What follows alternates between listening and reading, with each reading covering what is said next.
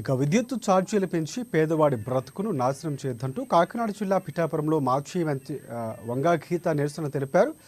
SC ఎస్టీలకు 200 యూనిట్ల ఉచితంగా ఇవ్వాలని డిమాండ్ చేశారు. పిఠాపురం వైఎస్ఆర్సీపీ ఆఫీసు నుంచి ర్యాలీగా బయలుదేరి అగ్రహారం విద్యుత్ కార్యాలయం అధికారులకు వినతిపత్రం సమర్పించారు. కూటమి ప్రభుత్వం వచ్చినప్పటి నుంచి విద్యుత్ వినియోగదారులపై విపరీతమైన ఛార్జీలు పెంచుతూ పేదవాడి నడ్డి విరగొడుతున్నారని ఫైర్ అయ్యారు వంగాగీత.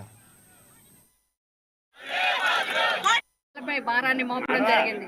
అదేవిధంగా ఎస్సీ ఎస్టీకి ప్రభుత్వం కల్పించిన వైఎస్ఆర్సీపీ ప్రభుత్వంలో కల్పించిన 200 యూనిట్ని కూడా రద్దు చేస్తున్నట్టుగా తెలియడం వచ్చింది.